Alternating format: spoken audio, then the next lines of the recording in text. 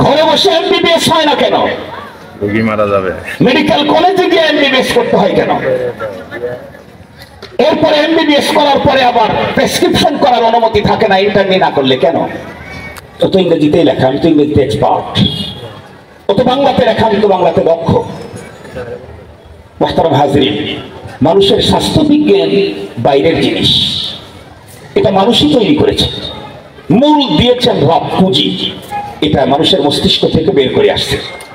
সেটাই যদি ওস্তাদ ছাড়া না হয়, কোরআন হাদিসের ইলম মানুষ থেকে বের হয় নাই, রব্বুল আলামিনের জবান থেকে বের হয়েছে।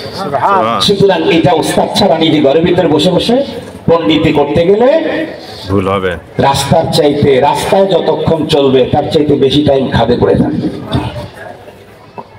এখন তো অনেক মানুষ গোমরা হচ্ছে, পথভ্রষ্ট হচ্ছে আমাদের দেশের, বিশেষ করে বড় বড় শিক্ষিত যারা ঘরে ঘরে বসে বসে কনসিল করতে চায়, যার তার তফসির পড়তে চায়, যার তার লেখা হাদিস পড়ে, হাদিসের উপর গবেষণা করে, আবার আমাদের সামনে এসে বক্তব্য দেয়। কি বলে? আমরা হাদিস নিয়ে গবেষণা করি, তো বলেন তো দেখি। আমি হলাম আমাদের মোহতামিম রোহামাদেশের হুজুর। আমি যদি বাংলাদেশের জাতীয় ডাক্তারের কাছে গিয়ে বলি যে আমি একটু স্বাস্থ্য বিজ্ঞান নিয়ে গবেষণা করি, তাহলে আমি কয় নম্বরে বেকুফ? তাহলে আমি কয় নম্বরে নাদান? আমাদের সামনে এসে সে যদি 1 লক্ষ সাবজেক্টের উপর ডক্টরেট করেছে, সে যদি বলে ধর্ম নিয়ে গবেষণা করি, ও তার চেয়ে বড় নাদান। তুমি কার সামনে ধর্মের গবেষণার গল্প শোনাও? কার সামনে? টোটাল লাইফটাই তো শেষ করলাম কোরআনের পিছনে। বিশেষায়িত প্রতিষ্ঠানে পড়েছি, তাও ভ্যারাইটিস প্রতিষ্ঠানে পড়ি নাই, বিশেষায়িত প্রতিষ্ঠানে পড়েছি। আমাদের কাছে এসে ধর্ম নিয়ে গবেষণা করে সেটা শোনায়। মুহতারাম হাজরিন, সেটি বলতে চাই না। সর্বশেষ কথা, মানুষ সৃষ্টির শ্রেষ্ঠ নিঃসন্দেহে, কিন্তু কোন মানুষটা যে মানুষ রব মানে? রব মানতে চাইলে রবকে আগে জানতে হবে। যে যাকে জানে না তাকে চেনার প্রশ্নই আসে না। জানতে চাইলে আল্লাহর কোরআনে আল্লাহর পরিচয় আছে, রাসূলের হাদিসে আল্লাহ পাকের পরিচয় আছে। এই জন্য আমাদেরকে সেখানেই যেতে হবে। মুহতারাম হাজরিন, সঙ্গত কারণে এই পৃথিবীতে যতদিন পর্যন্ত দ্বীনি প্রতিষ্ঠান মাদারিস থাকবে, ততদিন পর্যন্ত দ্বীন থাকবে, ততদিন পর্যন্ত ঈমান থাকবে। তাবলীগ বলেন, ইসলামী আন্দোলন বলেন, খানকা বলেন, পীর মুরিদি বলেন, মাদ্রাসা বলেন, মসজিদ বলেন, সবগুলা টিকে রাখতে চাইলে লাগবে হলো মাদ্রাসা। কারণ একেবারে সহজ একটা কথা বলে শেষ করে দিই।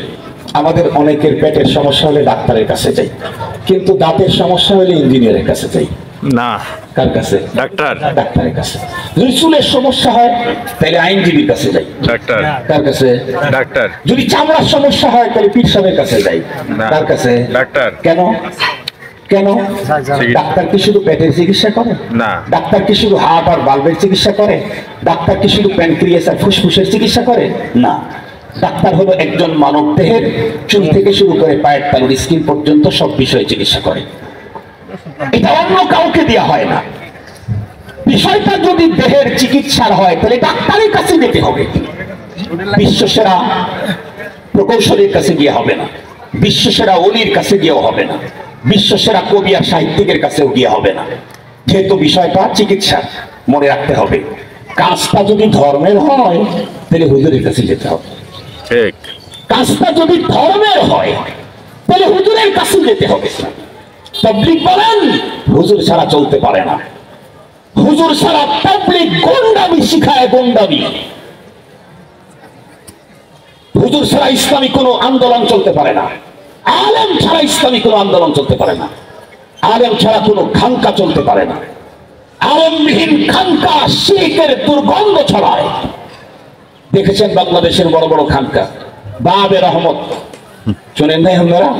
বাবে রহমত, রহমতের গেট, দেওয়ানবাগ, গাজারবাগ, অমক বাগ, তমক বাগ, হ্যাঁ, তারপরে রশি, 8 রশি, 10 রশি, 20 রশি, সবগুলা থেকে শিরিকের গন্ধ বের হয়, ওখান থেকে শিরিকের প্রোডাকশন হয়। এই জন্য কোনো খানকাকে দ্বীনি লাইনে চালাইতে চাইলে ধর্মের লোক লাগবে, সেটা আলেম। তাবলীগ সঠিক পরিচালিত করতে চাইলে হুজুর লাগবে, মসজিদ সঠিকভাবে ইমামতি খতিবের চাইলে হুজুর লাগবে, সুন্দর মুয়াজ্জিন চাইলে হুজুর লাগবে, সুন্দর জানাজার নামাজ পড়াইতে চাইলে হুজুর লাগবে, মক্তবে হুজুর লাগবে, মসজিদে হুজুর লাগবে। এক কথা, কাজটা যদি ধর্মেরই হয় হুজুর ছাড়া হবে না। কথা ক্লিয়ার? এই জন্য মুহতারাম হাজিরিন, আগামী দিনে আমি এবং আমার ভবিষ্যৎ প্রজন্ম ক্ষণস্থায়ী এই জীবন পাড়ি দিয়ে পরপারের চিরস্থায়ী জীবন না, এটা হলো ধর্মীয় মূর্খতার ইন্টারন্যাশনাল পর্যায়ে। তাম দুনিয়া কি বললো দেখার সুযোগ নাই তো। দরজা দিবেন আল্লাহ, বিচার করবেন উনি যেটা বলবেন সেটাই রাইট। তাহলে আমি আমার মর্যাদাকে উঁচু করতে চাইলে, আমার দিনদারিকে কোয়ালিটিফুল করতে চাইলে, আমার জন্য ধর্মীয় জ্ঞান কোরআনের ইলমের বিকল্প কোনো ব্যবস্থা নেই। এ কারণেই সর্বপ্রথম ওহীতে যে বার্তা আল্লাহ পাক তার পয়গম্বরের উপরে পাঠালেন সেটা হলো ইকরা, সেটা হলো ইকরা। তবে এখান থেকে আমাদের দেশের ইংরেজি শিক্ষিত বন্ধু এবং নেতা পর্যায়ের যারা আছে, ধর্মের জ্ঞান না থাকার কারণে ভুল পথে যায়। কি শুধু ইকরা বলে, শুধু পড়ো, জ্ঞান অর্জন করার জন্য শুধু চীনে যাও। আরে ভাই, জ্ঞান অর্জন করার জন্য শুধু চীনে যাও, এটা কোন জ্ঞান? কি কেমিস্ট, ফিজিক্স, তার মেডিকেল সায়েন্স? না, সুদূর চীনে যদি যাও তো কোরআনের জ্ঞান অর্জন করার জন্য, শুধু জ্ঞান অর্জন করার জন্য বলা হয়, সম্পূর্ণ মিথ্যা কথা, বাজে কথা। কোরআনের জ্ঞান, ধর্মের জ্ঞান অর্জন করার জন্য যদি অনেক দূরে যেতে হয় যাও, তবুও কোরআনের জ্ঞান অর্জন করো। আল্লাহ পাকের কোরআন, আল্লাহ বলেন ফালাউলা নাফারা মিন কুল্লি ফিরকাতিন মিনহুম তাইফাতুন লিয়াতাফাক্কাহু ফিদ্দীন। সব জ্ঞানই অনেক দাম, সমস্ত জ্ঞানেরই দাম আছে, সমস্ত জ্ঞানের মূল উৎস রব্বে কারীম। তবে ভাতিজাও আমার, ভাগনাও আমার, ছেলেটাও আমার। বলেন তো দেখি, তিনজনের দাম কি সমান? না। কথা মনে হয় বুঝাইতে পারিনি। ভাতিজাও আমার, ভাগনাও আমার, ছেলেও আমার, তিনটার মর্যাদা কি সমান? না। ওই ফিজিক্স বলেন, কেমিস্ট বলেন, সায়েন্স বলেন, আর্টস বলেন, কমার্স বলেন, সব রব্বে কারীমের পক্ষ থেকে এসছে, কিন্তু কোরআন রব্বুল আলামিনের নিজের জবান।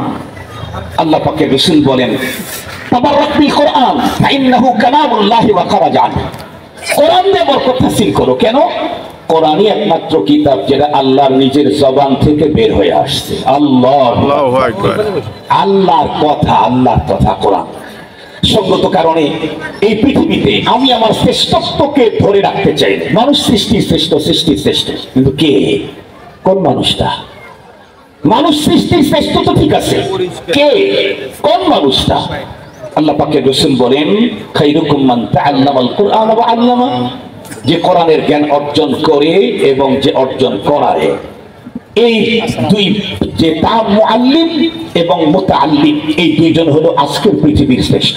সুবহানাল্লাহ। তবে এখানে একটা কথা বলি, শ্রেষ্ঠত্ব অর্জন করতে গিয়ে নিজের ভাষা জ্ঞান আর পণ্ডিতের কারণে নিজে কোরআনের জ্ঞান অর্জন করতে গেলে লাভের চাইতে ক্ষতি বেশি হবে। কোরআনের সত্যি যদি গভীর জ্ঞান অর্জন করতে চান, তাহলে আপনাকে কোনো না কোনো ওস্তাদের মাধ্যমেই নিতে হবে। ওস্তাদের মাধ্যম ছাড়া হবে না। ইংরেজি ভাষায় খুব এক্সপার্ট, বাংলাতে খুব দক্ষ, উর্দুতে মাহের, ফার্সিতে অনেক বেশি এক্সপার্ট। সে যদি চিন্তা করে তফসির তো ফার্সিতে আছে, আমি তো ফার্সি 100% বুঝি, ইংরেজিতে তফসির আছে, আমি ইংরেজি 100% বুঝি, উর্দু 100% বুঝি, হুজুরের কাছে যেতে হবে কেন? তাই যদি হয়, বাংলাদেশের মেডিকেল সায়েন্সের থিওরি যা পড়ানো হয়, এই বইগুলা কি বাংলাতে নাই? ইংরেজিতে নাই? ঘরে বসে মেডিকেল MBBS হয় না কেন?